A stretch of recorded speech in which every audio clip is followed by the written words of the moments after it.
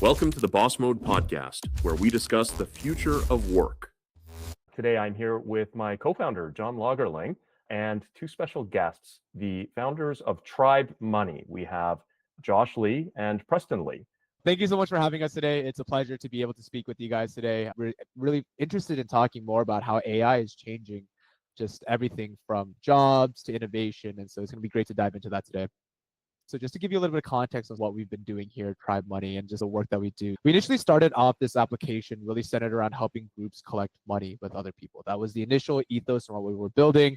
But the appetite for a new fintech payments platform was a lot lower than we had anticipated. So as many startups do, we pivoted very severely from our initial path over to this new one, really solving a problem that we felt personal as we started our business, which was offering financial tools for people who have an idea, who want to just start building. And so when we started this new pivot, one of the things that we had really thought through was how much work it was going to take from our side to recreate the wheel when it came to the idea, the marketing, the website, even just building a whole new user experience. And it was pretty daunting because we had a pretty big team when we first got started, and it started to get smaller over time. So we realized that there was a lot more work we had to do. And fortunately, right around that time, we had a lot more tool sets that just used AI that came more at our disposal. A good example is Claude, right? For me, myself personally, I haven't coded in the last 8 years. I do come from a coding background, but it's not something I really found passionate nor pursued as much. And so we needed somebody to do the front end work. It sounds simple enough in nature. We went from a mobile app to a web app experience, which means that a lot of things had to change, right? The customers we were serving were different, meaning the experience was going to have to change as well. And before, where it would have probably taken me months to develop something like a new web app design, over just a week or two, we were able to create a whole new platform just using obviously all the wonderful work Preston had done on the back end, which was a huge lift from a technical perspective. But I myself had not having touched code for 8 years. I was able to code, I think, almost close to, what was it, like 7,000 lines of code, literally within weeks, modifying, changing, building this new platform, this new structure that quite frankly, I would have never been able to do so without Preston literally holding my hand through the entire journey otherwise. And even just that, right? And that was just the coding side of things, right? Beyond that, doing market research becomes so much quicker, so much more efficient as well. Identifying the market, just opportunity for ourselves, right? There's a lot less manual work that goes there. And obviously, this is a lot of the help of LLMs, so it's not really agentic quite so yet. But even that being said, there was a lot of things that we were just able to make way more efficient. We were able to deploy the new pivot very quickly. Something that should have taken almost a year took us weeks, right? And it's almost crazy that a single person can now leverage these tools and operate almost as 10 to 15 people themselves, as long as you know what you're doing and you have that guidance and that general principle and understanding of what you're trying to do and accomplish. You can really leverage AI as a tool set. And they all went all the way to website development, right? Content creation, everything. And I'm sure you guys have also faced it on your guys' end over at Vanka. Yeah. But that's and the piece. actually, Yeah. just to highlight something that you were saying, draw attention to the fact that the first video call that you and I had, and the second one, I think the gap was just a few weeks. And in that 2 to 3 week period, you made massive progress. You went from just having an idea, I think it was the shell, just the UI, it wasn't working. And then 2 to 3 weeks later, it was working. How did his face change? I'm curious about that, because you must have felt something from having not coded for a long time for various probably good reasons. And then all of a sudden you get this unlock where you can just speak or at least express your wants into code. That is, yeah, it was no, seriously, it was crazy. It's funny. My mom, the reason why I come from a coding background is my mom is a CS professor, and that's why she always had me coding. And I told her I hated coding. It was crazy. Right when I started using Claude, Preston got me set up, right? And right from that point forward, I was messaging my mom. I was like, hey, like I'm coding again. This is crazy. I'm not actually going in there and writing everything. I can understand what Claude's outputting and see what it's doing, and at least understand because I have that technical knowledge into that. Very still, I'd say at the tip of the iceberg, but at least enough to get me proficient enough to be using this tool set. And it was, like you said, it was an incredibly profound experience where, as somebody who didn't want to get technical anymore, I was able to do that work. And I know it was a huge lift for Preston because we talked a lot about it at the time, something that normally I would have had to have Preston do, and it would have taken a lot of grueling hours, or even him having to teach me. That entire process was just removed. We saved months of time, and just being able to do that was crazy. And like you said, David, it was really insane. Yeah, we went from idea to just, our launch of our beta within a matter of weeks, and it wasn't anything difficult either. We had something ready to go within the first week or two. It's just refining. We had a lot of time to refine, talk to the customers, understand how to improve the product, because we were able to just get something out and ship very quickly. And I think when it comes to startups, the name of the game is ship and iterate, right? And so just being able to do that because AI moved us so quickly was just something, for me, was such an incredible experience. But I'll stop here. Preston has also a different experience with AI. I would love to give him the opportunity to share more on that end as well. We've had our own experience with AI, especially with Josh being able to just whip up front ends. We also have GitHub Copilot for our backend engineers. We noticed that when we use tools like Claude Code, it's really hit or miss with backend code, especially because there are some very structured things that need to happen in backend code that maybe Claude Code doesn't pick up on or doesn't read the whole file. And if you're not very careful, then things break. So we've had to still make sure that we have humans looking at our backend code. But I do want to zoom out here for just a second, because I think that when we think about the ways that AI has impacted our lives, we think very recently in terms of, we have Claude and OpenAI, ChatGPT, we have DeepSeek now, and many people are using these on their day-to-day for maybe coding or recipes or getting inspiration. Even a lot of people are now going through whole relationships with these AI bots. But I think that from a larger perspective, our lives have been significantly shaped by machine learning algorithms from the day we were born, almost, right? If you think about any company that's publicly traded right now, the vast majority of those stocks are traded by machines. And these machines, they are usually using something like random forests or SVMs. Nowadays, we're thinking about using transformers after the success of LLMs to predict stock prices and all this. But I think that is a incredibly significant sort of contribution that machine learning has added to our lives, is that the whole allocation of finances in our economy is standing on top of these machines. And nowadays, too, when we think about the rise of social media, a large portion of this rise is due to recommendation algorithms, which have shaped everything that we see from when we go onto YouTube, right? There's a whole For You page. All the content that we see is shaped by these recommendation algorithms. We go onto X and we go onto Instagram and Reddit, right? And we have these whole hosts of recommendation algorithms that are shaping everything that we see, feel, and touch, right? And I think that in that way, AI will shape our lives much more significantly than even, hey, I can build this new thing, right? Because there's two types of ways that something can shape your life. Either it helps you make decisions, or it builds the road, and you have to choose which path you go on the road, right? If the road was already built before you even started on your path, right, then did you really make the decisions?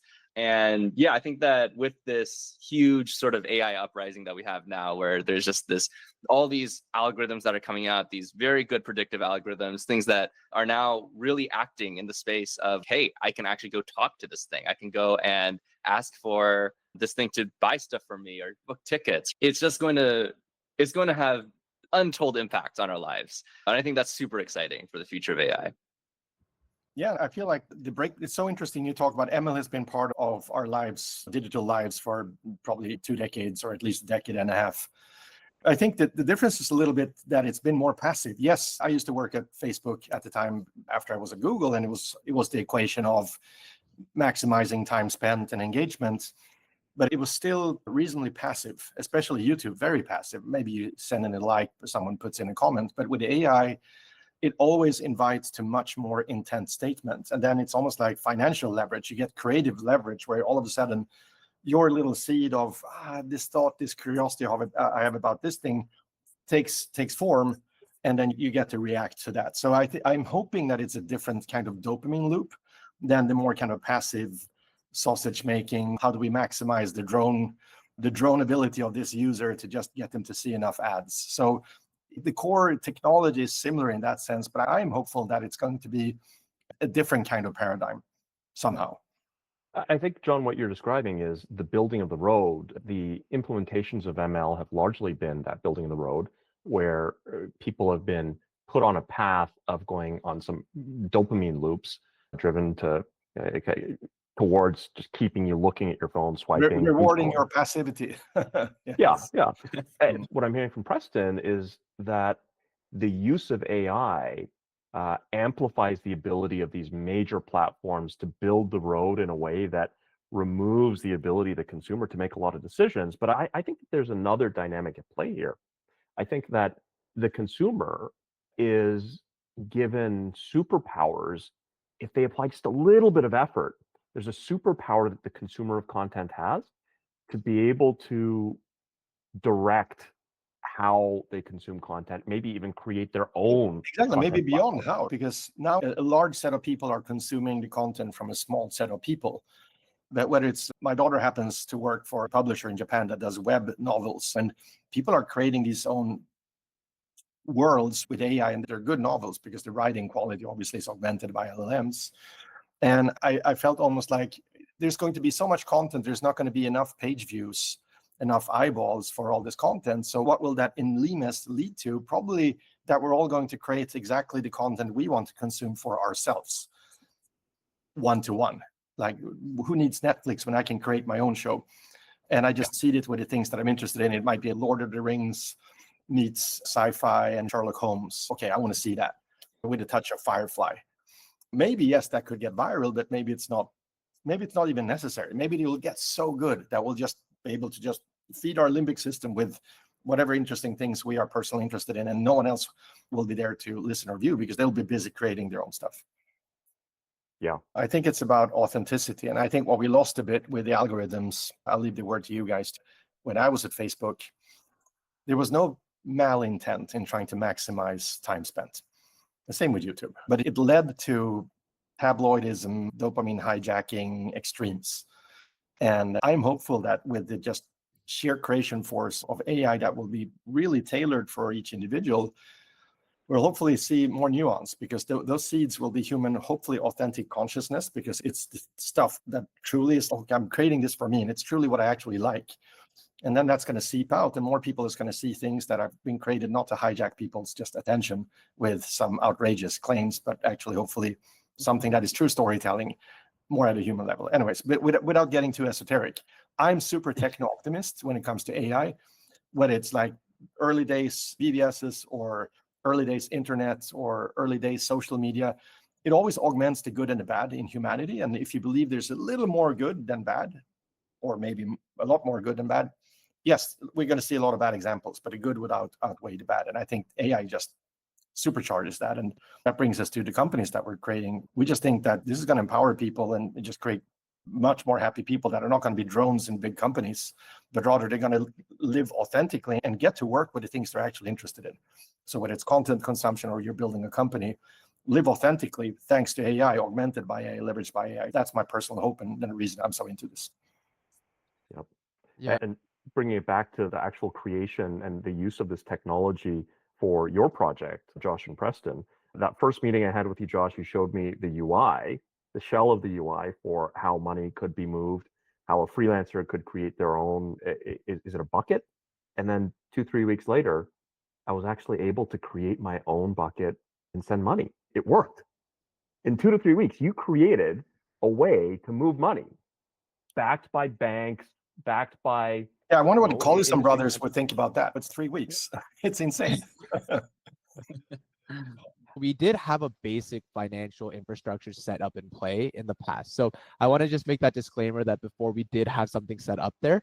That being said, the full end-to-end experience from essentially more than buckets, we will call them more digital accounts, so to speak. Those concepts and the way that we actually laid it all out, that was more new, right? And the way that we really shaped it for freelancers or new founders and new builders, that was the new concept that we were building towards. And then, of course, enhancing those feature sets and augmenting them to make them a lot smoother, a lot quicker, and also more targeted. I think that was a big part as well, right? Not as broad scoped as trying to serve everyone trying to collect money, but maybe more for people who are like freelancers who needed to actually use those tools on the day-to-day and make a significant impact in their lives. And bring it back to what John was saying, we were able to really bring good out of what we were trying to build, just using AI to really optimize what we were doing and just making just the availability of tool sets like ours much more readily accessible to people through. But you knew what to ask for, and that's the key, right? And that's the whole thing that's going to define this whole era, is that you'll have people, whether they're just creative naturally or they've spent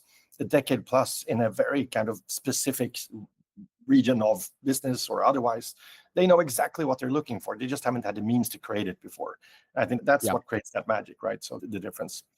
Absolutely. And I think that brings it back to your point earlier as well, right? I think that it was funny when you were talking about the content piece, because first of all, that video that you showed earlier, David, actually I've watched it a few times in the past. I think it's a great video. Like I love Star Wars, so I think that's just one thing I want to make a note of. But it was really interesting when you're talking about the content piece. I've done my fair share of doom scrolling and being on social media and just over consuming content. Yeah, it's too easy and it catches our eyes very much. But I think a lot of the times as well, and one of the things that plays into doom scrolling, especially since AI has been able to create a lot of content as well, is that it's enabled a lot of people to also, I think for the lack of a better word, do things like shit posting. I apologize for the language, but that's what it's called. It's just posting, posting. They're just for engagement. Yeah, exactly. And because they know that now that they have access to tools like this, it enables them to also just create what's going to just create the most dopamine rush for viewers ultimately. And so I think that I really wanted to hone in more on the point of where it comes down to people building for passion projects versus people using the tool set for their own personal gain. And I do think that's going to be a big point of conversation we start to get into, because something like AI becomes a double-edged sword, right? It enables the good actors to act better and it allows bad actors to act more maliciously, right? One thing we've seen on fraud on our side as well, it's something we deal with as a financial company, is that before, fraudsters had to go through a lot of work to create fake identities, right? And create a history of financial data. Now, with things like agentic AI, you could create a whole persona without having to do any work. You can just assign and you just let it run. And now you can go and or multiple. Yeah. I ran a marketplace in the US called Mercari, and we had rings of accounts that created these fake transactions with each other to look legitimate. Then they would go to the fourth person. I also read someone who got, I think, scammed by this really intricate set of 5, 6, 7 people in a WhatsApp group, and they had really authentic conversations. He thought they were the real people, and it was all fake. Sorry to interrupt, but that is absolutely happening. No, absolutely. And we've seen it on our side as well, right? It's just something that's inevitable when it comes to not just content, but just any sort of tools or whatever we want to actually create, whether it's a company, business, what else would not. It's really sorting through who is going to be creating for the good of others versus creating for their own intent. And I think that was one of the points that you were honing in on. And I wanted to make a comment on that as well. I think it's really interesting to see which side is going to be more predominant. Because obviously when it comes to malicious content, let's just for the sake of the conversation call, the shit posting that I mentioned earlier as malicious content, right? Something that's simply there to create dopamine fix and keep us glued to our phones. By all intents and purposes, it is pretty malicious in nature because it doesn't provide any inherent value except that it creates engagement, and in turn it allows the creator to get the benefit out of whatever they've been doing at that point in time or whatever their point was, right? And so I think it's really going to be interesting to see this paradigm shift and seeing which side comes out on top, because I think that's going to ultimately really just dictate which direction we're going to be taking AI as well, right? Are we building more protective measures against the malicious actors, or can we actually spend the time to uplift the people who are good actors? And so it comes down to really which side of the coin. I believe it's more of a coin toss. I think Preston probably has some philosophical thoughts on this as well, but that's my thoughts and really something I'm going to be observing closely as we shift into this next era. All right, so John I wanted to ask Kristen, Kristen, because we both worked at Google and email had a pretty good spam filter. So what is the future spam filter of Gmail in the AI era? Is it a personal agent that will sit on my shoulder and tell me not to continue scrolling or doing this or that? Or it could be anything, but it's likely to happen, and it's likely to be highly personalized, and it's likely to be designed to really care about me and my mental brain health and everything. So I'm really curious about your thoughts on that too. Yeah, I think that, so on a philosophical level, I do agree with John actually in terms of techno optimism. I think that there are a few more good people in the world, or at least the effect of goodness is higher in the world. And I can make that assumption because my Bayesian prior is positive, because I'm in a house that was not built by me, and I'm living in heating, and I eat every day. And none of that food was made by me, and all these things are made by other 100%. People. And so I am more of an optimist. In terms of filtering out AI content, I think that we're asking the wrong question. It's very hard to even detect AI content automatically in the first place. The only way that I know of for sure, like you can detect AI content, is you look at it and you know that this is what AI says sometimes, and you just assume that it's AI, and 99% of the time you're right. There are a lot of companies right now that claim that they can detect AI content or that they can filter out AI content for you. A lot of them are no better than random guessing because you're basically trying to solve a Turing test, right? You have an AI that's made up of a bunch of neurons and it's trying to fake a human. And then you have another AI that's trying to say, oh, which one's the human or not? As both of them grow exponentially larger in neurons, you have this sort of competitive effect. And eventually you get to a point where you can no longer tell the difference, right? And I think that's going to be even more true as we go on forward. It's not going to get less true as we go on forward because we're constantly increasing the amount of compute that we're using for AI. But on a different philosophical sort of argument, I think that the fictions that we create with AI reveal more about our reality than reality itself, right? When we really think about the information flow from the past, where we had very centralized forms of information governance, right? We have the journalists and we have the journalism companies, and then we have a top-down government that regulates them, right? There are already many scandals in history where journalists exaggerate something or do something, Panama Papers and so on. And we are very vulnerable to that as a population in terms of this sort of like flagrant abuse of journalism, of news reporting, because we believe that there is a such thing as objective reality, right? But when we start to switch gears and start to say that everything is part of the consensus reality, and there's this sort of fantasy that I create, but the fantasy I create is a useful model for me, we start to also treat everything else as a useful fantasy, right? Every word that anybody else says or anything that's generated by AI, these stories that we create, right? They are saying something ideologically and they have some informational power. And in lowering our ideas of objective reality versus fantasy, we actually start to hone in on the very philosophical truth of things, right? And I think that's going to be even more true as we go into the future, as AI gets more powerful and can start to create all these types of fantasies, all these types of articles, movies, whatnot, right? It really is a sort of feeling that we will be in a position of competing ideologies instead of competing versions of reality, right? And in some ways, those are the same thing. In some ways, those are different.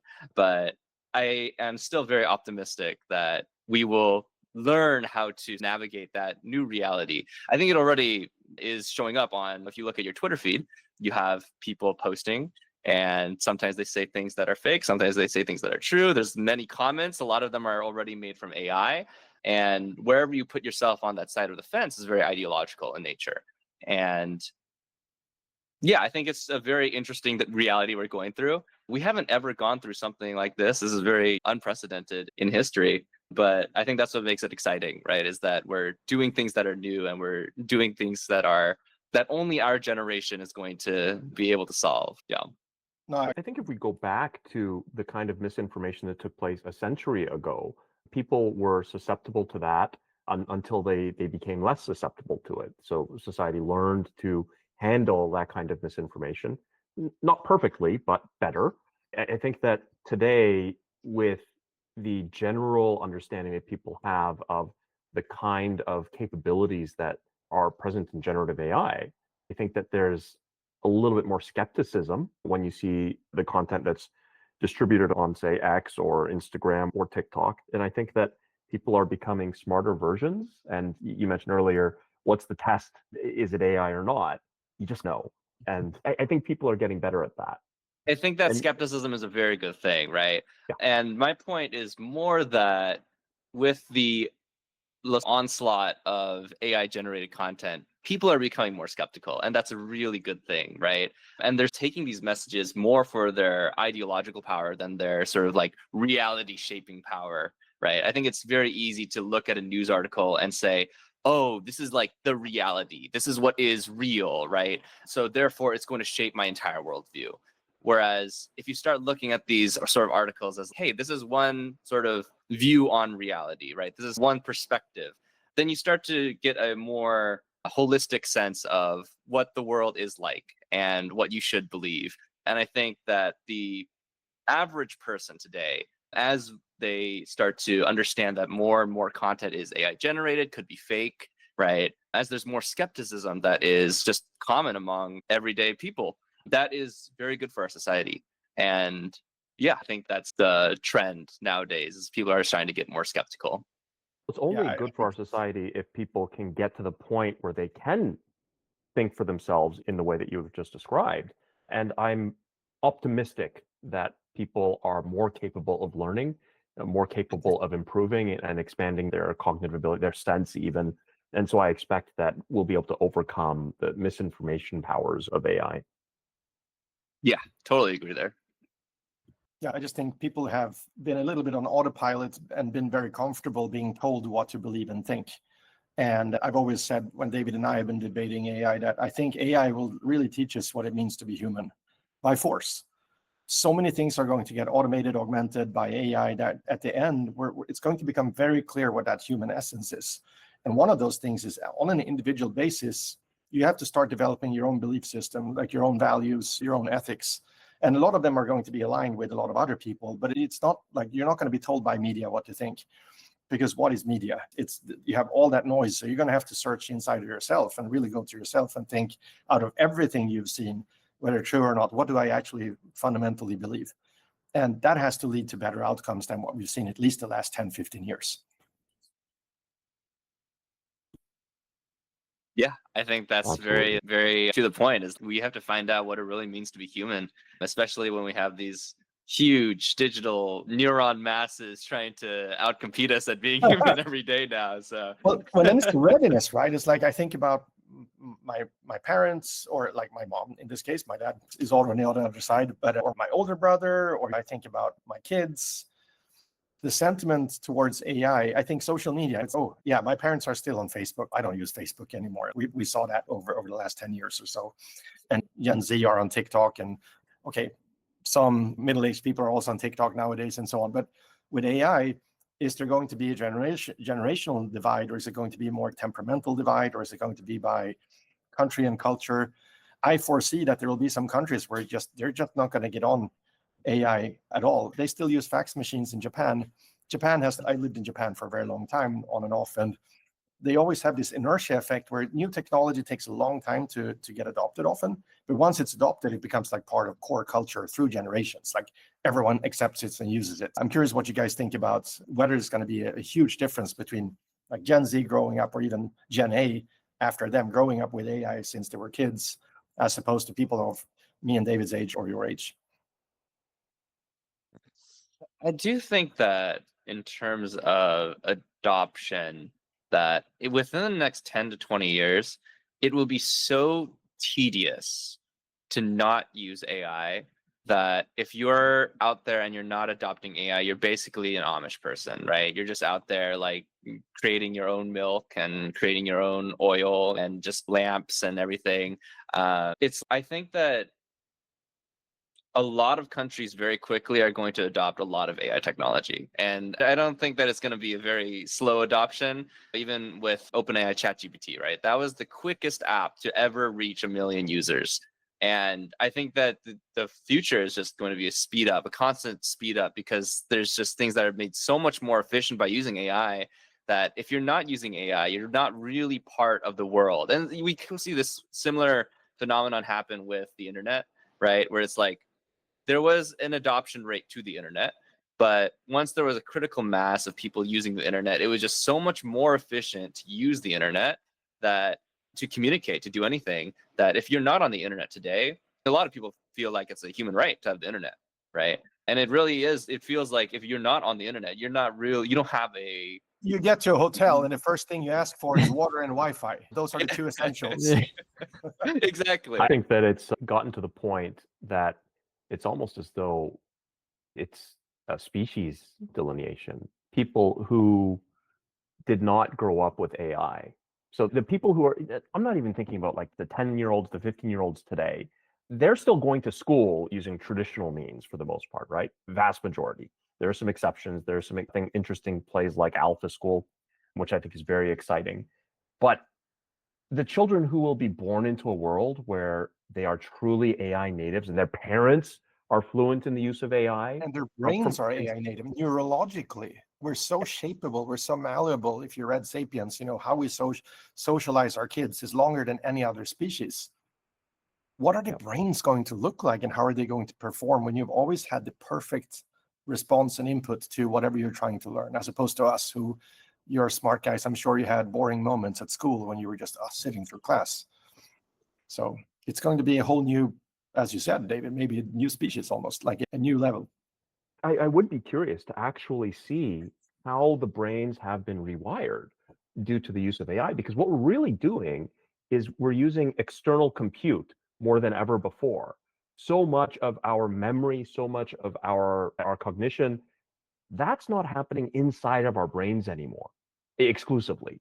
And so the ability to partner with these external, one could say, hey, one of the, yeah, that's what collaboration is to a certain extent, right? Like Google, a company from its inception, a collection of very smart people growing, and at some point there's some massive inefficiencies introduced, and I'm sure that the people who have been at Google recently might have gripes.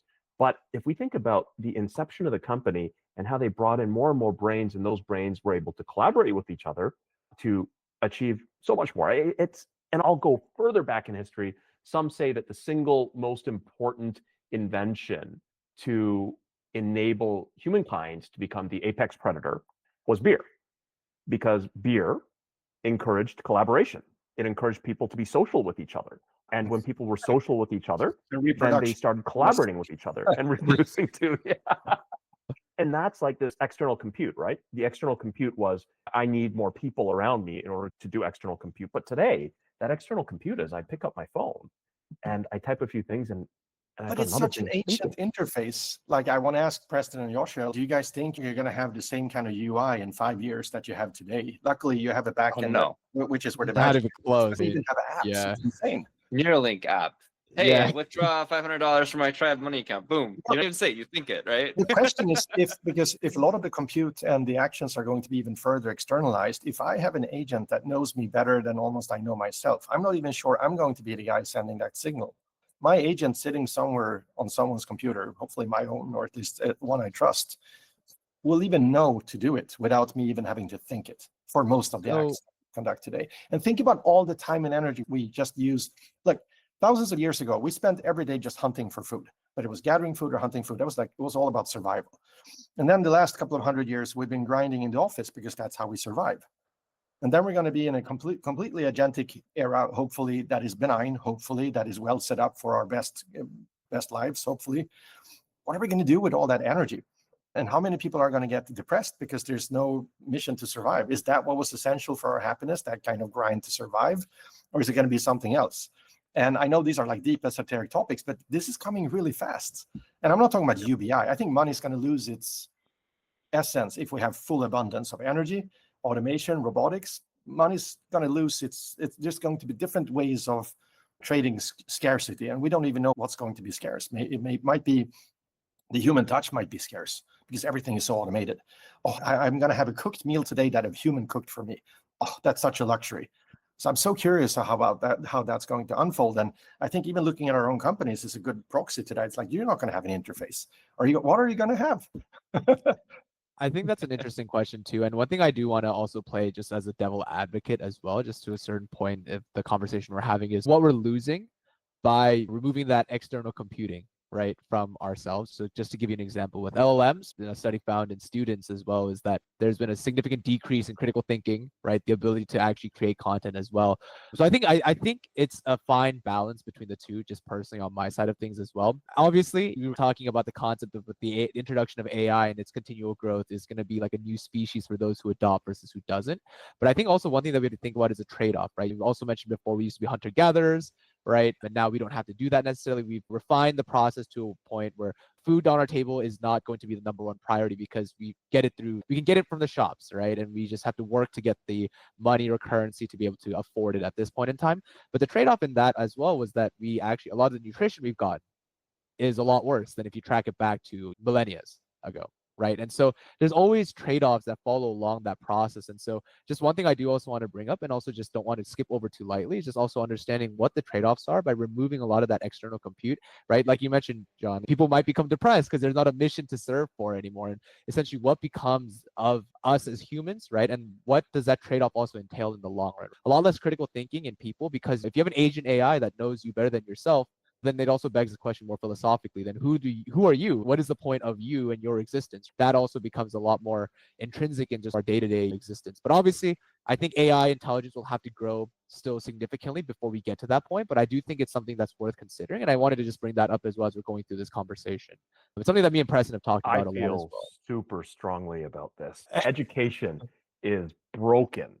There are exceptions. Like there are some fantastic schools out there where they ignite the imaginations of our youth. There are some fantastic teachers out there who touch the lives of students and are potentially among the most important people in the lives of those students. But the reality is, the problem you just described, you cited a study, which I'm not going to pull it up, but that says the use of LLMs has reduced the amount of critical thinking in students. That's happening because LLMs are only accelerating what schools have already been doing. Schools have been brainwashing our children. And I think that the smart people that emerge from schools are the exception, not the rule. They're the people who survive that terrible experience. That get out of school without having been broken, and their creativity being broken, and their soul being dampened by that system. And I've seen it firsthand. It's an ancient system, and it has to change, and it has to change quickly. The other thing that you mentioned, Joshua, not just in education, but I also think when it's private equity or other, again, I'm a hardcore capitalist, as in I think it's the best system we have, but enshittification is real. Like things get smaller, let's choose the cheaper compounds, lowest bidder. And going back to Japan again, one thing they've done well there with is that there's a sense of honor in doing business. And I know it's like so many people have romantic ideas about Japan, and there are a lot of things that are amazing with Japan, a lot of things that are not. I've been going there for 30 years. I'd like to think that I don't have colored glasses in terms of how I view it. But it is true, like they have a good service culture without having a typical tipping culture. And it's just because there's just some reward on a personal level in doing your job well. Like it's a craft. And I think if teachers could have that same level of motivation with understanding their absolute core meaning for how important what it is that they do. And I think some teachers do, but they've typically been underpaid, strange incentives put in place. Same with healthcare. Under-resourced. It's all about resources and incentives. And I think whether we can fix that as humans or we need AI to step in and at least call us out on the BS. If AI can at least call us out, we don't need Skynet. But if we can have an AI that at least calls politicians and us, maybe as individuals or as a team in a company, they call us on our BS, at least we can make a decision then, whether, okay, this is the right path or not. That I'm really hopeful for. And in education, that's like totally needed. Yep. But it's John, I think you've heard this from me in the past, but I wonder, Preston and Josh, what you guys think of this idea. And John as well, please chime in. I believe that the entire K through 12 curriculum should be compressed into, say, right through to the 8th grade. So it's not a ton of compression, but enough compression that by the time kids are hitting puberty, it's no longer about learning this like rigid curriculum. And then they hit puberty, and that's the time when I think that they need a lot more freedom. They need to be able to explore, find some obsessions, dive deep, experiment with a few things. Maybe your years when they need more structure, though. I think it's a different kind of structure they need, though. I think that it's respected adults that care around them and passionate adults around them that care, that share some of the same interests. And I think it's less about semantic knowledge imparting. I think the semantic knowledge is something that those students in that age group will be able to pursue largely independently together with AI. And instead, I think it's about how to be a good adult, how to contribute, how to care about how to find your passions. I think that would be a phenomenal time period from, say, 13, 14 through to 18. And then from there, maybe you're 16, 17, maybe you're 20, and you found something that's really important to you. And then you want to go into the higher learning, the theory of it, the deeper study of it. Then you can go to college. Yeah, I think a nice gap period would be exciting. It doesn't make sense, does it? I think as somebody, so For myself, school was never like a great fit for me. I went to class. I just dozed off throughout the day. Like a lot of what I learned felt pretty irrelevant to me. I knew that science wasn't going to be my forte. So biology class, physics class was great. Like I enjoyed it because I love math, right? But biology, chemistry, there's some math involved, but it wasn't my forte, right? History classes, looking back, it was great to learn, but at the time I didn't care. It was just tough to because it just didn't feel relevant to my life. But and so to a certain capacity, to a certain degree, I might agree with kind of what you're saying, David. But for me, actually, I think a lot of the passion came from having that structure and getting the ability to explore outside of what was spoon fed in front of me. Because by having those certain degree of confines and also being able to mature, right? If you told me when I was 14, it's like, what do you want to do? My answer is going to be, I have no clue. Up until even 16, 17, like even getting into college, like the beginning of it was the rhetoric was, I don't know. I don't know how to put words behind what I want to do. I think there's always been this inherent feeling of knowing that I wanted to start a business, build products, solve problems and stuff like that. But it's very generic as a concept and you don't even understand the real world to begin with. So I think that kind of brute forcing this structure on students gives us the opportunity to start being creative and exploring. As you mentioned, the people who then survive and thrive and do really well afterwards, right? It gives them the opportunity to start flexing those muscles to then understand what it takes to learn and put more work outside of the structure that's already predetermined for us. And so to a certain degree, I actually disagree a little bit. Like when I see somebody who's like 15, 16, who's telling me that they don't know what to do, it's good. Like I think that's where you should be. You shouldn't know what to do when you're 15 or 16 and then go start getting all this additional structure around figuring out what that looks like. You should explore. And part of the learning is also trying things out and making mistakes quickly and learning what comes from that. And I think removing that structure, in my opinion, is going to be a little bit dangerous as well, because you're now forcing kids to become better adults when they haven't even finished being a kid yet. But like I Yeah. think that part of growing and learning is going through those experiences, making mistakes, right? If you're forcing the right answer on someone too quickly, they don't learn from mistakes and experiences that ultimately make them the best version of themselves. For me, myself, like I mentioned, school was tough. It was not my forte, right? But becoming an adult now, looking back, I can obviously say, oh, I should have studied harder. I would have done better on my grades and my classes and all that. And it's easy to just look at that in hindsight, but I had to go through that. So now when I have time to learn or I know I need to learn something, I know the effort I need to put behind to actually put that drive into, because I've learned in the past, hey, like what I've outputted in the past was not enough, but I know what that threshold is. Now I know what it feels like to go above that and get that gauge. But it's again, through making mistakes and learning from those experiences, and taking that away too early, in my opinion, I think is a bit of a detriment. But that's just how I think about it. Preston's also my peer in college. Would love to know what he thinks about this too, but that's where I stand on that. And I just want to Yeah. add that I think that it's wonderful. Like this is my first time getting some pushback on this, and to hear that here today, it's something I appreciate. So thank you for sharing, Preston. Please. Yeah, for sure. I think that Josh has some really good points there. I really resonate with the idea that like you have to be able to make mistakes as a kid, right? And having that ability to explore and maybe having some structure enforced on you is actually a pretty good thing. When I was in high school, I actually had a really great high school experience because I did a lot of after school activities. And so from doing like things like First Robotics, I don't know if you guys ever heard of it, but it's like this high school robotics competition that happens every single year. And you get a group of 15 to 30 students from high school and you build a robot to do a competition. And these are pretty big robots, like they're human-sized robots usually. And that was probably like one of the best experiences of my high school. I also in high school joined JSA, which is Junior State of America, which allowed us to debate political topics with each other. There are a lot of really great programs for high schoolers if you're at the right high school, I think. That is not representative of a lot of people's experiences. I think that I was very lucky and very privileged to have those opportunities. Because I will say that on the flip side, when I was going to classes that I had to get credits for high school, I have to get the good grades to get into college, that I really did not resonate with. I did not want to do that at all. I was very often sleeping in class. I got detention a lot. My teachers just You're absolutely, saying they were just detention is like, a this thing in kid. college?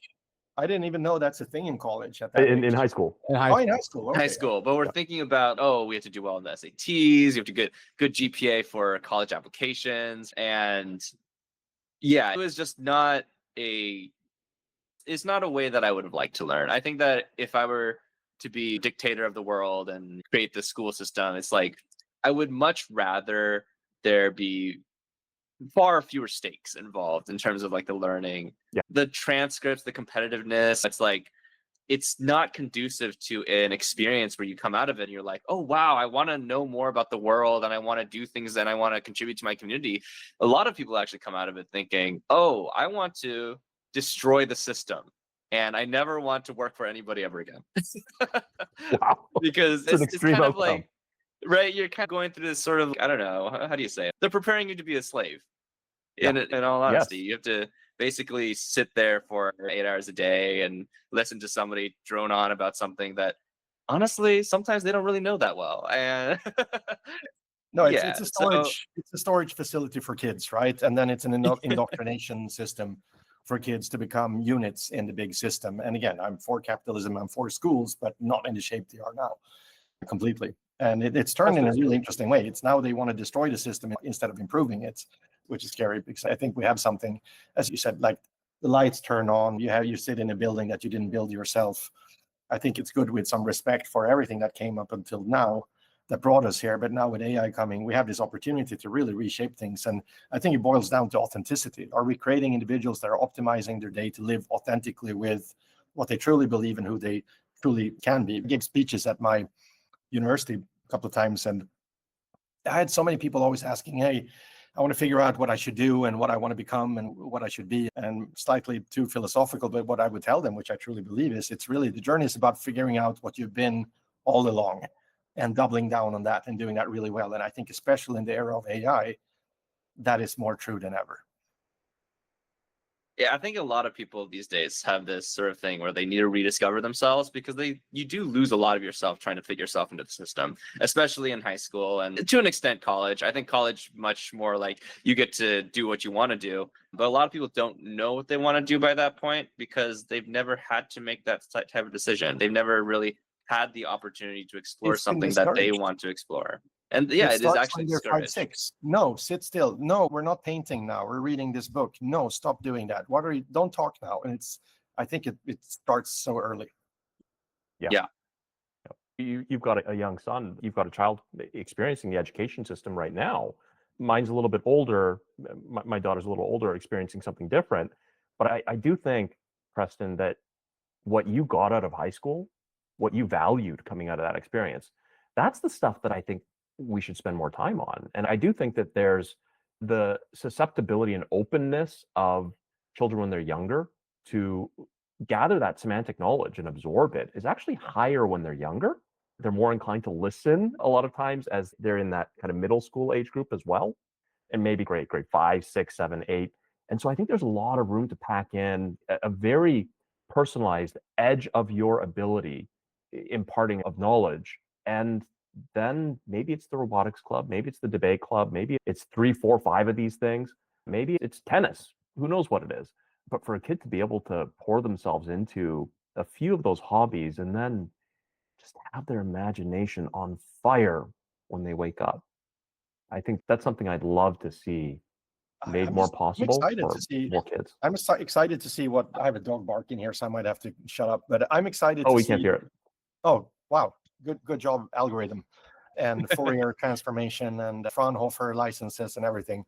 But I'm just excited to see what it's going to be. You know, what today's 6-year-olds, 7-year-olds are going to do, and I think we are responsible for building an environment that they can land on, and really they can make the world a lot better for all of us, because we're going to be in our 60s, 70s. And if they have the right tools, if we set the stage right, and some of us will participate, we're not that old, but I think it's going to be transformative in a positive way. Honestly, that's one of the things driving me to build Vanka is I don't know what's going to be built through Vanka, and I'm sure it's for you. You don't know all the use cases that will come to fruition thanks to what you're building.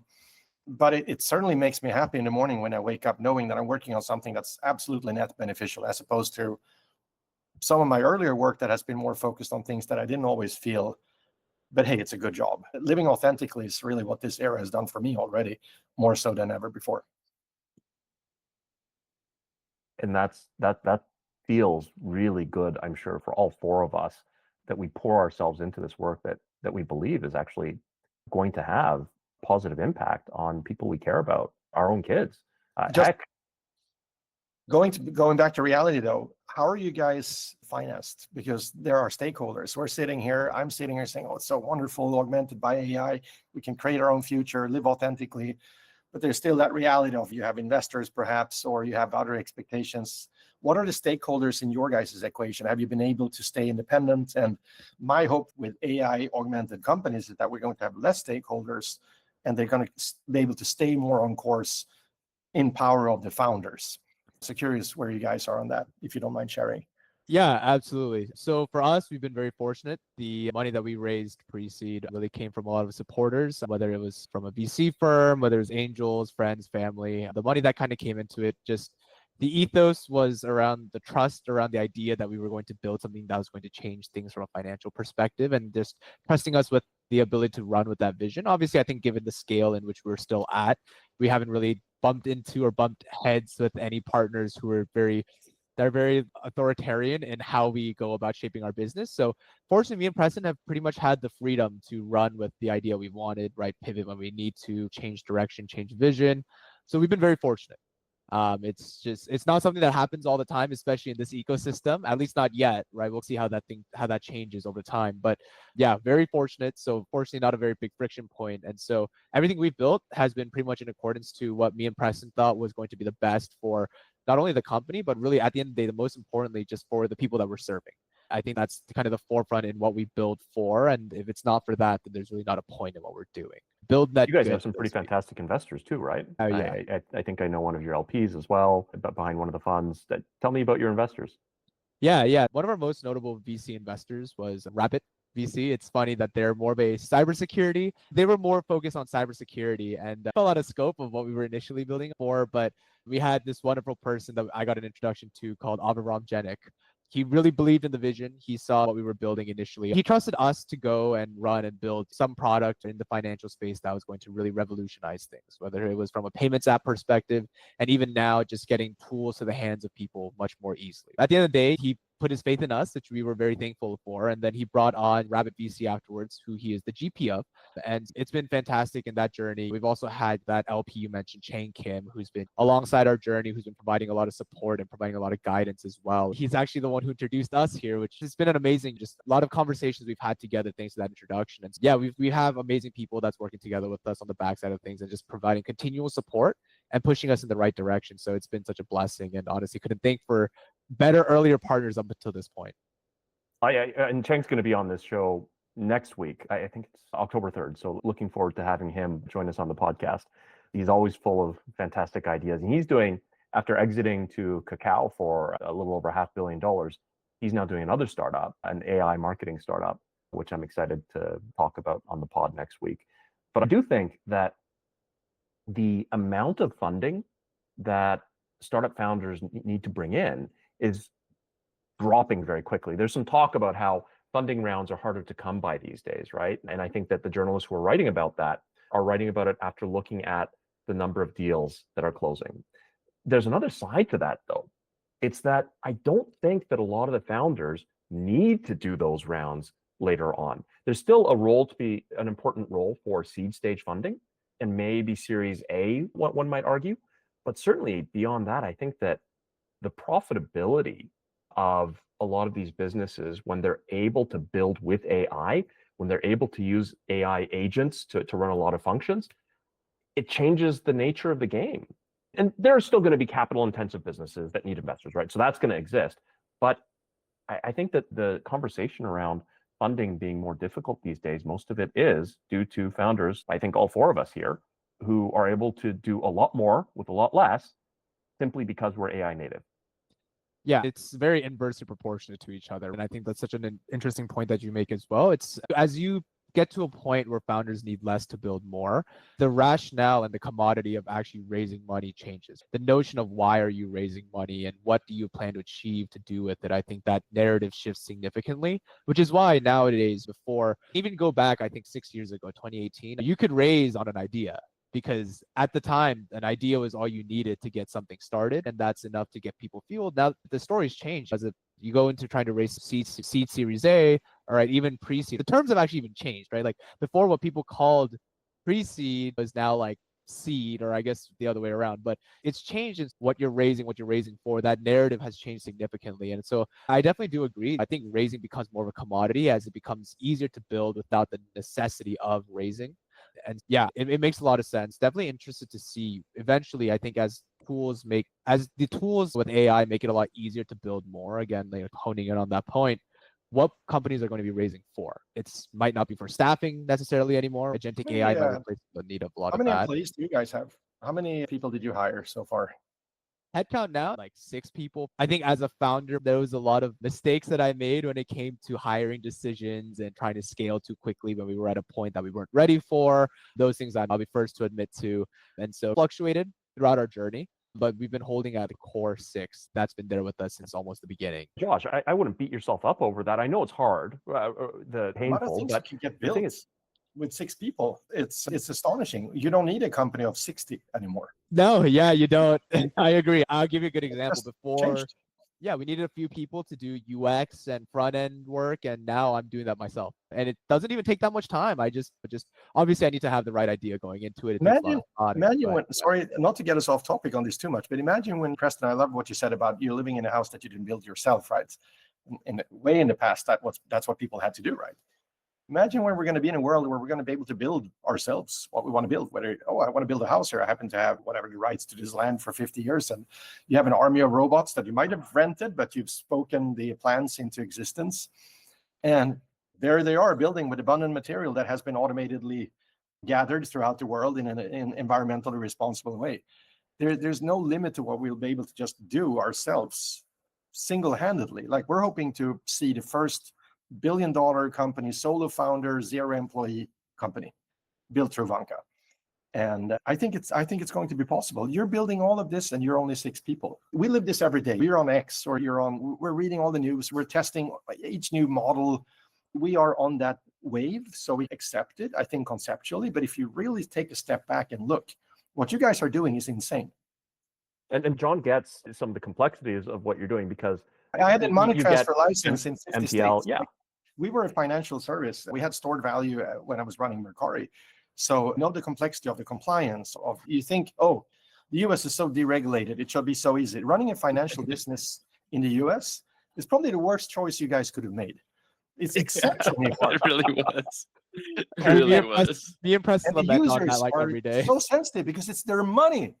If you Yeah. mess it up, you're cooked. And you're running Yeah. it with people. You guys are insane, but it's possible. And they've built anti-fraud measures. They've built it. It's How many people are Stripe? How many employees are Stripe? Are they 30,000? 25? I don't know. I have to ask. But you have a shot at taking like significant mind share for these services now with a completely different shape and form of company.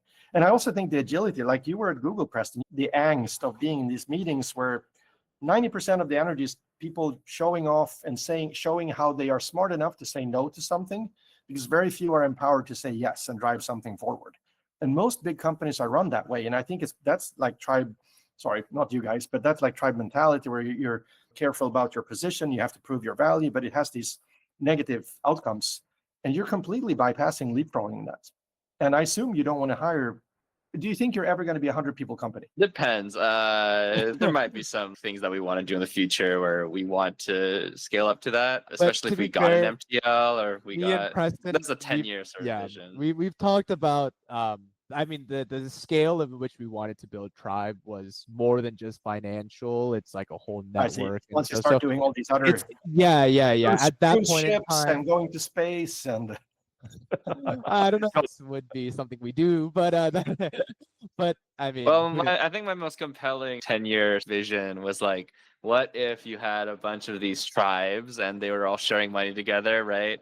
And then they decided to loan money to someone, right? So now you have these sort of decentralized loaning pools where people can just loan money to each other, and you don't have to have a credit score, right? This is your friend that you're just getting money from, but then we sign off on some, pre-built contract, and then we start taking interest. There's this whole decentralized thing. It's a great idea, and Joshua can build it for you. You don't have to hire 80 more people. Like, you don't have to. It can be built. it's more like the complexity of running something like that from like a You have legal agents for perspective that. in the front. And exactly, right? So it kind of comes to show, like, I mean, if eventually when the AI like intelligence catches up to a point, and I don't think that that mark is very far off at this point, personally.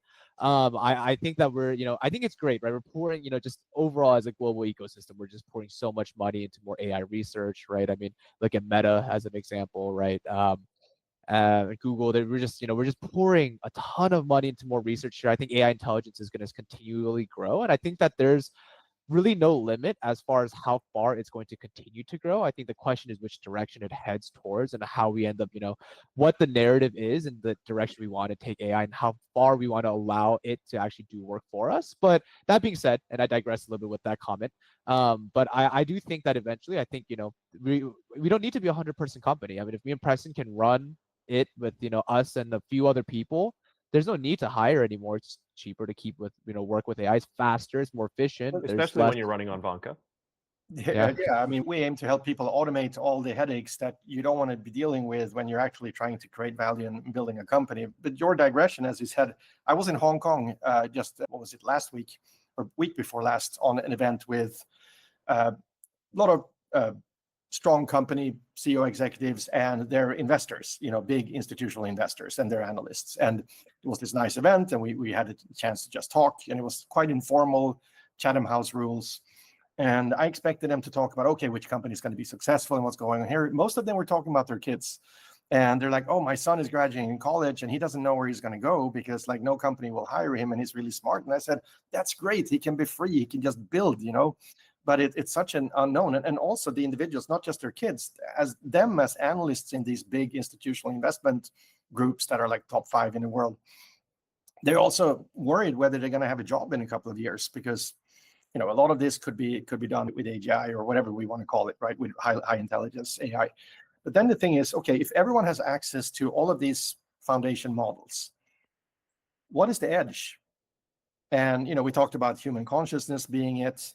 Is it some domain expertise that the models will not have? Is it information that these models have not been able to be trained on because it's proprietary somehow?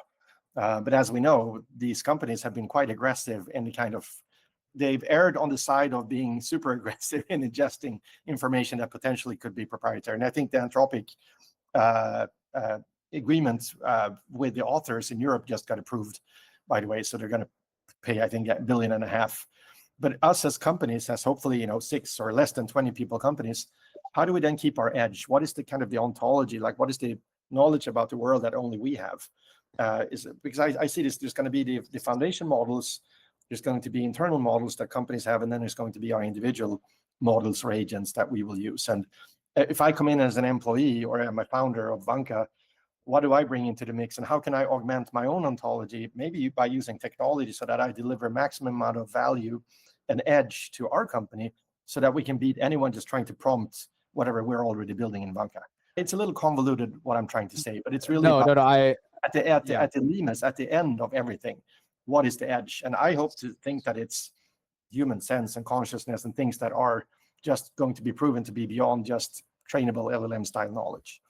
Yeah, and actually it's funny, me and Preston actually just talked about this like right before this call today. A lot of what we've been talking today, and this kind of actually wraps up a lot of the points we've been talking very nicely together, is that we've been talking about institutional paradigm shifts that need to exist within like our education systems, for instance, right? And how when we go into this whole new era, right, like there's gonna be a different style of species. I think that edge also, in my head at least, it's not really going to exist, so to speak. And what I mean by that is innovation as a whole is just going to sprout in a different way that we haven't seen before. I think that there's going to be so many more individual contributors. And I think that maybe the edge is having that human authenticity to a certain capacity, right? Because if agentic AI knows you better than you, then, right, like, thing that gives you the edge is retaining and understanding who you are and what you want to bring, what value you want to deliver, right? And that's not something that's as easily replicable by AI, right? There needs to be some direction or guidance in some capacity, and being creative, having a unique approach to a problem, right?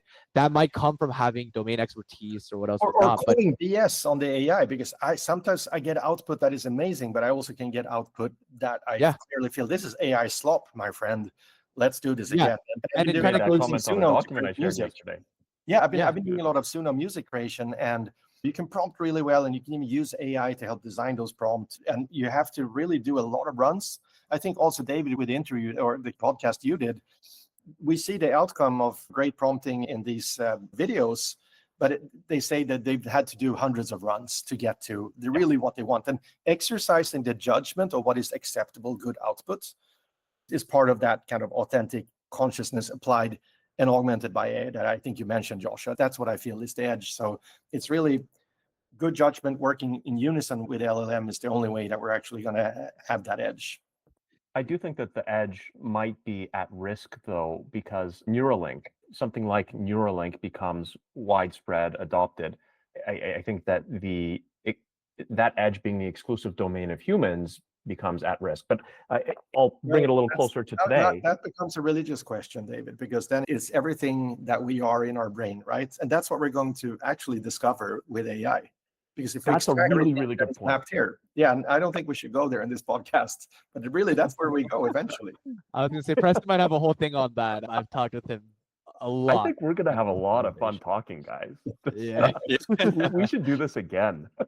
Yeah. I do want to. Okay. No, go ahead. Yeah, I did want to. Yeah, I'll keep it brief. I think I have a lot of ideas on this, but so there are a couple of things that can happen. So first one being Neuralink, that if we hook ourselves up to the AI, then AI no longer has the advantage on us. We have the advantage of the AI. It's empowering us. We're being transhumanist, right? I think that this is an idea that is passed around a lot on X, but is not very popular with the mainstream. So I'll keep on going. I think that if we're talking about a computational edge, I think that we imagine that foundational LLM models are like basically God. They are very intelligent. They can predict everything you do. They can do everything. The edge always has been information, right? Like you have a source of information that nobody else knows about. Not everything is on the internet, right? As much as we would like to believe that, oh, the internet has mapped out every facet of humanity and the universe and physics, well, that's really not true. The reason that you can stand there and talk to another person, and you guys are both basically better than foundational LLM models at modeling human language, right? But you still work together with another person is because they have an information edge. They have information somewhere that you didn't, right? Even with foundational LLMs today, what we're seeing is that there are a lot of smaller models coming out that are meant to be pre-trained on smaller tasks so that they outperform the foundational LLMs on those specific tasks. And I guess the third thing that I would want to say is that even Ilya Sutskever, right, he says that if all you value in humans is intelligence, you're going to have a bad time because there's a little bit more than just intelligence to humans, right? There are people that are very knowledgeable in some things and people that are really knowledgeable in other things and people that aren't very knowledgeable in things at all, but they still get on with their day and they're still very good people and we can still love them and they still love us and we have a society to support each other. So I guess the last thing that I will say is that I think that we can assume a lot about infinite computation, about what happens as AI gets infinitely good and to the infinite limit. Even if we ignore the limitations of LLMs today and AI today, implicitly a lot of people in today's society, and I will say today's society because this is not something that implicitly everybody thought for all of time, is that if the universe is deterministic, then we can predict it and everything's predictable. And there's an AI agent out there that's so good one day, 100 years in the future, that predicts everything about you and you don't have to do anything. And you say, okay, I'm going to go lay down and die now. I don't think that is reasonable because dynamical systems are chaotic. And if you take a system at some initial conditions, if you have even the slightest mismeasurement, then you're going to come out with completely different outcomes, right? This is the butterfly effect. As well, even if you do take perfect measurements, right, at the limit of the universe, even deterministic systems, right, not all of them, not all the outcomes are computable. And this is something that we learned. Even the three-body problem is barely computable, right? So we have, 10 billion people on Earth, even that unit, and then we have all the animals and all the other species. Unlikely. And also, if you look at it even more deeply, what is the reason for all of this existing if it would be possible to compute anyways? If we live in a simulation, there's probably a reason why a simulation needs to be run or wants to run itself, because there's a value to the outcome that could not easily be computed otherwise. Who knows? Or maybe it is running in a millisecond. We just experience it at the time. But anyways, that's the limit of this podcast. To solve. Exactly. Let's bring it Turning, a little further in from the limit of our podcast. Please use our I think services. that This is Tribe and Vanka. I had a talk today with a company that leadership of a company that does a few $1 billion in annual revenue, a highly regulated industry. Some similar questions arose. At what point does everyone have an equal advantage if it's these large language models, that foundational models that just know everything, right? So in this regulated industry, a lot of their work product is just publicly available. And so the large language models have trained on a large portion of it. And on a running basis, this publicly available information can be fed into the large language models as training data, as context. So the question was posed, what then is the thing that makes us more competitive? And my answer to them was that the thing that sets you apart, your edge, is outside the bounds of all recorded human knowledge. Because I would say that all recorded human knowledge is now in the domain of large language models. So what then do you have that is not in the domain of all recorded human knowledge? They're required, a lot of businesses are required to share at least some element of their work product publicly, right? Or some element of their work product ends up in the public. But if we think about the iPhone, the end product is publicly available. People can tear it down, iFix it, they look at the guts. But what isn't available to the large language models is the entire process, all of the decisions that they decided, the things they decided not to do, and why. All of the things they decided to do, yes, sure, you can get to that, but you can't get to the why did they decide that in the affirmative. So all of this is something that, and if we think about the infinite range of possibilities that they just decided to not do, how much of that infinite was contemplated? Some portion of it was. A non-zero amount of the infinite was contemplated. Yeah. That's the edge. Yeah, and it's great. And it's why LLMs feel so astroturfed, because it's all put so nicely together. And it's almost like the Truman Show a little bit. It's, oh, how wonderful. That is a great idea. And it doesn't have kind of the pain and the hardship and the brutal side of the human experience in its training. We tried to describe these things, love and heartbreak, through music. And in the early days, human history, like whatever, dance or chants or whatever. But you're true, like you're right. It's so much of that is not even near the LLMs. All of the failures and all the pain, you talked about that in high school, how it's so important it is to fail, and LLMs don't know enough about failure and pain. So that might be the edge. Yeah. Yeah, the edge Failure that and we pain have is is the that we edge. go through much more failure and pain. Yes.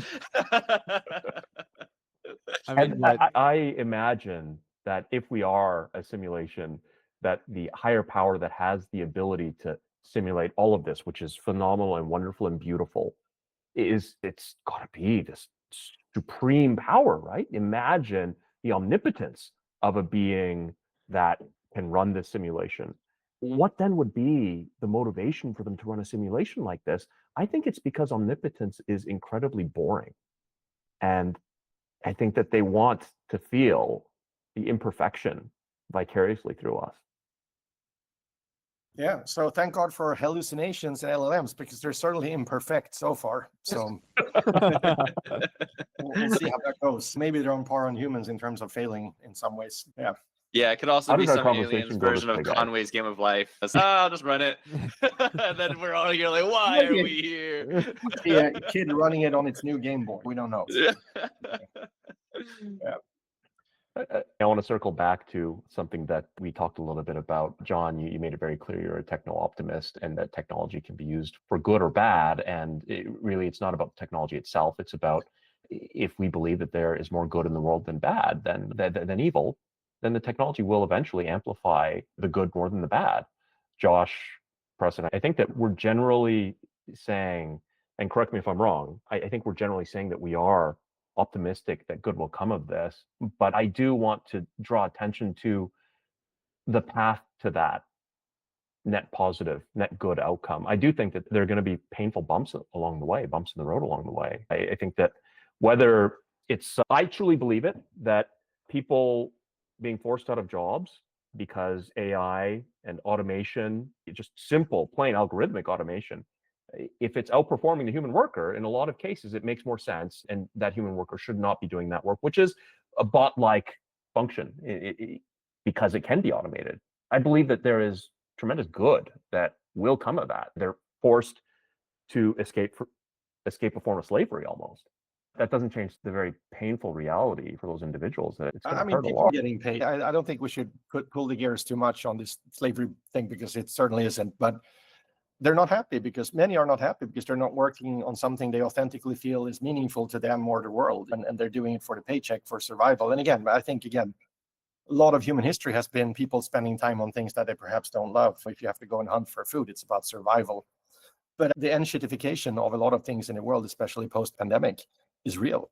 People seem less happy with their jobs. They seem less content with the amount of earnings, like the wage you're taking home. Things are getting more expensive. I'm hoping that automation will counter inflation and that people will not need as much money to live a life of abundance and self-fulfillment. Losing a job, that's the next 5 years are going to be brutal, I think, for many, as things just get automated. But hopefully not comfortable all over again. Yeah. Coming out of that, I think, and maybe this is an oversimplification of it all, and it serves some commercials. It is self-serving in some way, but I think it's important that Josh, Preston, John, the four of us have this talk, because I do believe that the work you're doing, guys, with Tribe Money has a very important role to play. Today we have, and I've been oft citing this number, only 6% of the US workforce is working as a freelancer, solopreneur, just a company of one, self-employed. 6% of the workforce. And I think it's something like 67% are working at companies with over 100 employees. We're going to see a mass exodus when these large companies that have teams of people working on optimizing their work processes and their workforce, the way they organize and execute work streams, we're going to see a lot of people lose their jobs. And I think necessarily they will move to become self-employed. They will move towards starting their own projects. Heck, I did a podcast just a couple of days ago with Karsten Weingart. I mentioned him, who did that Nike video. And the creator of the Nike shoe saw the video that was created purely with AI and Karsten's, like everything that was inside of Karsten here and here. And now he has a world of possibilities open ahead of him. And that's the kind of thing that used to require teams and teams of people, dozens and dozens of people to produce. We will move towards a world where, and I think we're already there, those people working at those big companies, if those jobs are no longer there, they will be able to create their own projects and pre-incorporation. And this is now, David, you're going from this like big, the big concepts down to something so practical as like incorporating. It's a hassle. Incorporation, EINs, bank accounts, going through KYC and all this stuff. And it's stuff that you shouldn't need to be doing all that stuff when you're getting a project off the ground. So I think it's tremendously important and helpful to that entire like large swath of the US workforce, global workforce, that is going to be moving into passion projects. They don't have to deal with at least one more piece of bullshit at a stage when they shouldn't have to, simply because you guys have built your passion project. So thank you for building that, man. So where are you guys at? Like before we wrap, like how far are you guys ahead? What have you launched versus what you think is critical to launch? And would you mind talking a little bit about? I had a sense for kind of the genesis in the journey, but where are you guys at now?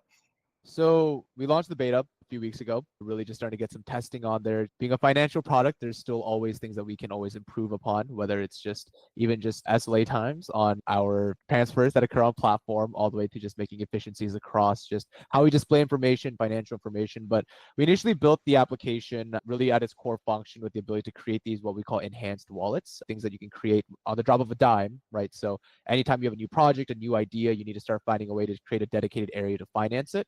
We initially called them tribes. Now we're going to call them just enhanced wallets. It's just easier that way. Then everyone can understand that. So you're going from the personal to the impersonal, though. That's interesting. Why did you decide to do that? Because tribes felt really meaningful. But was it too esoteric? Was it too It was. We had seeming to little? explain Like we're not what that. the Yeah, prize because were. We're not there yet. I'm allergic to Silicon Valley companies that claim that they're going to kumbaya, we're going to cure cancer, we're so amazing, I need to be at the center point of your life. I actually dislike that. And I think sometimes it's refreshing to have companies that say, okay, we're going to solve this one problem for you, and we're not going to take over your life, and you don't have to engage with us as much. So I guess that's the direction you guys are going a little more. We simplified it in a way that would be more easy to understand for people. I think that was the most important part, is that I think, especially with finances, the most important thing is keeping things as simple as possible and just giving you, for us, it was about getting the tools to the hands of the people who needed it in the easiest manner and in the quickest manner. That was really the ethos around what we've started to build now. So when we have those enhanced wallets, you want to build something and you want to have a dedicated account for your finances to be able to track and understand and organize everything financial from the moment you have an idea. You have Tribe. You start with us, you build a wallet on our platform, right? And the reason why we call them wallets is because it's more easily understandable as a language. We don't have to go as far as explain it to you. You don't have to learn it. The next thing that we also built in as a part of the beta was the ability to start invoicing customers. Typically, you have to go through either using your personal account, which is what we've already removed that pain point by already creating these accounts. And also, I forgot to mention, these accounts also can form collaborative teams, so you can also bring in other members, things you can't do with personal accounts today as a starting point. So you can already make collaborative Unless you're accounts. married.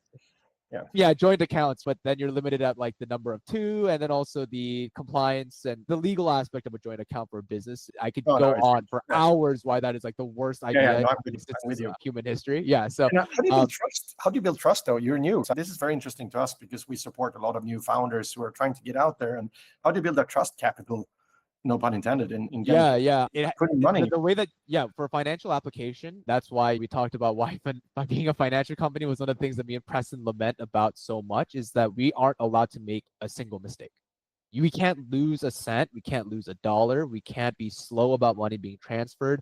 Those latency issues that we might face are things that are going to make us lose trust, or are going to force customers to no longer use our platform, right? You're dealing with people's money. There's no patience with money. It's either you have it or you don't, or the information is readily available or not. So there's other layers of complexity that we're not allowed to make mistakes on. So a lot of what we do during the beta testing, or we optimize and fix, really revolves around fixing those issues, because otherwise trust will never, you make one mistake as a financial company and you're never trusted again, right? Imagine you try to use Zelle, you send $50 and that $50 never sends, or you don't know where it went, and you're never using Zelle again, that's for sure. I sent some, I'm not a crypto bro, but I sent some WorldCoin that I had to a wallet, and the wallet was supportive of that currency, but it was the wrong network. So they're now out in the ether somewhere, floating around, never recoverable. Oh, no. Yeah, and I'm never so doing that again. I'm never using that service again. No, exactly, right? So that's a lot of what we're fixing now. And then the next piece for us, right? So with those wallets, I mentioned the collaborative function and all that. And the other part is also giving all the essence of what you would need as a business, right? The ability to wire money in. So figuring out what those different payment rails ins are, the payment rail out as well, giving the feel and authenticity of a bank account. So they come with routing and accounting numbers, something never found in digital wallets before as well. So just giving that full feel of a bank account, but it just takes a few simple steps to set up. There's no approvals, no paperwork. That's really what we built as a part of the beta with the invoicing function built out, right? The next part is building out the next payment in, right? So building in payment links, right? Allowing for people who want to sell services, sell goods, whatever it might be, to have access to those tool sets. Obviously, we're indirectly integrated with Stripe, so we offer that to our end customers as well. So the way that we go about that, we provide that by being the merchant of record, right? Then offering that to customers to really build out whatever use cases they have for themselves, right? So we don't set a limitation on what that's going to be. Decided to be you are the merchant of record for these customers? Yes, as far you as are things two go, brave men that I respect, because that is an interesting choice. Yes, it is. Yeah, it's definitely, we're figuring out compliance and stuff too, as well as, and just understanding how everything is going to have to be operated are things that we're still continuing to figure out day by day. Those are the bets that you got to make. It's like YouTube. Yeah. Oh, but people are uploading stuff that's copyrighted. This is never going to work. You're going to go to jail. It's they built a very successful business. You got to take those calculated bets and be confident in your own ability to navigate that. And that's how you break new ground. And I think that's wonderful, because the amount of headache that you remove from your customers by being willing to build with that as the kind of holy grail or North Star is huge. Yeah, and that's why it's not always customer facing what we do and what we build, but there's a lot of things that happen on the backside. And Preston, fortunately, is the brains of a lot of how we put that stuff together, because if we don't get that, then everything falls apart. You can't miss a single piece when it comes to financial companies. And Fortunately, I have a very smart co-founder who works together on building all of this with me. But yeah, and essentially for us, getting ready for launch is really once we've built the full end-to-end experience, payment in, payment out, from a core perspective of what we think that early founders, early freelancers, anybody who just wants to start a project, what they need. Once we've built that out, that's when we're going to be ready for launch. After that's ready to go, from that point, it's really understanding what additional services we can bring, or what's better ways to protect our customers' finances, right? Those are all things that always happen on the backside of things. Working at Zelle prior to starting Tribe Money, I learned that fighting fraud is actually about 80% of what we do. Moving money is like 20% of the actual work. That's the easy part. Yeah. Like the amount of tools that I paid for, the amount of people that I paid for when I was at Mercari to managing fraud, and the amount of international crime in these networks, it's insane. And it's just the cost of doing business. If you're out there trying to catch these bad fish or whatever we should call them, you're going to catch a lot of good dolphins too, and that's bad, right? So it's no, I don't want to do that. So how do you balance something so you don't have to create these horrible hurdles for the good customers? It's such a fine thread to needle to thread, and it's just really impressive that the two of you and then plus four are doing it. But I think again, thanks to AI. Is there anything else in terms of technology, whether it's like ledger technology or crypto? Again, not a crypto bro, but it's just, I'm curious, what are you doing that potentially helps you leapfrog the kinds of Stripe and others? You mentioned that you're partnering with them, but I assume you have features that are competitive with them as well. I think the biggest thing is just access through speed. I think that's going to be a big part as well. And actually, it's really funny as well. Preston and I, when we initially built this, we were actually planning on building this in the blockchain space. We decided not to. But we know we've already thought through everything as well and how to integrate that in the future if that's ever something that we decide to step into. Granted, we made very conscious decisions, as we talked about before, David, decision making and how we ended up with what we did today. We made very conscious decisions as to reasons why we didn't, but that availability also lies to us. So when we need to get that edge, first of all, it's figuring out how to deal with this very regulated scene right now, which is the US financial ecosystem, and still offering a product like ours as a small team and still being able to create all these financial, I think, worlds for different entrepreneurs and freelancers or content creators, just anybody who needs access to what we do. I think being able to do that and manage that and deal with fraud and fight against it. And then we're going to fight and deal with problems that are very unique to us, right? As a situation of offering finances in such an easy tool, it also allows, on the flip side of things, fraudsters, right? Bad actors to get access to a platform that they can use for malicious intent. So half of what we do that gives us the edge is being one of the first people to offer this very quickly and being the first ones to learn the hard-earned lessons that come with offering a product like ours and how to deal with it. And then because that's really 90% of the battle, right? Building a financial technology like ours is, from a technology perspective, not the most difficult. It's how we deal with the more specific intricacies behind fraud, as well as also just... What I always like telling my teams or my colleagues is that it's good that it's hard. If it was easy, it would be easily replicable. No, exactly. Company and you feel like you're in the hole, it's really hard. Remind yourself it's good that it's hard. And the other thing that really popped in my mind when you were talking is that you knew what you wanted to build, and then it's augmented by AI. But if you didn't know, oh, we're going to be merchant of record, like these are fundamental decisions that you are making around the founders table that changes everything. So just because there's AI doesn't mean that everything is just going to be born overnight and anyone could create these companies. Those key insights, or at least bets, or the guts, is really what makes the company. And I can't wait to see how it plays out. And I'm excited that we are somewhat in similar phases in terms of the life cycle of our companies. So we have a good reason to, trial with each other and see if we can collaborate as well. I'm really excited to see how we can integrate this into Vanka. Yeah, absolutely. Practical question, bringing it back down to the level of, I understand that Tribe can be used for individuals that are pre-incorporated, but I wonder, will it also work for incorporated entities? Yeah, absolutely. That's part of what we want to do as well, is that, it doesn't stop. Obviously, I think when it comes to competing against the major banks in this space, I think when it comes to offerings, we'll have to catch up to a certain degree before we can provide the same level of offerings as a company, right? We're still very early on. But that being said, there's no reason why, if your money's already on our platform and you why switch? If you can just the road can just get a little wider, and maybe you get more functionality because things are a little more baked on the company, your customers' end. That should be beautiful. That's how I feel about Vanka too. There will always be off-the-shelf single solutions for maybe handling taxes or managing some other part of your business. But if it's all there in one suite, easily enabled to work with a single founder, there might not be an incentive for people to switch to some other solution. We're just going to be convenient enough and grow with them. And that's what we really want to build as well. Yeah.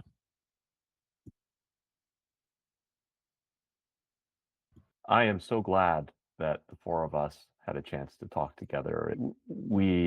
I had a blast talking about just some of the practical stuff that we're doing, the projects we're working on, but also the more esoteric stuff. This was just a deeply interesting conversation. Yeah, it was great. I really appreciate it. You guys are obviously wicked smart, and I think it's just these are the conversations that need to be had at all kinds of levels, right? Connecting it to our day-to-day physical reality with what the heck do we know is out there and what's going to happen, and not shying away from that part of the conversation is almost a necessity now that things are changing so quickly. So really cool. And yeah, I hope we can do this again at some point. Yeah, it was super fun. Thank you for having us today. It was great.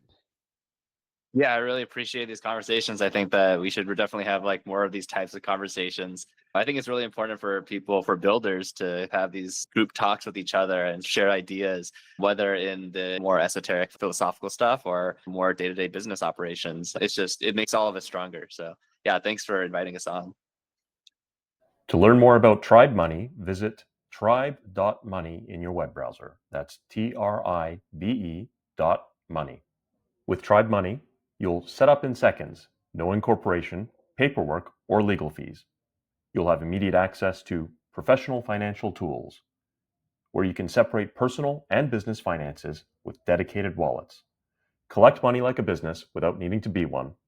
Spend and manage money easily on your own or with a team. With Tribe Money, you'll build trust from day zero with team members, customers, and supporters, all at tribe.money.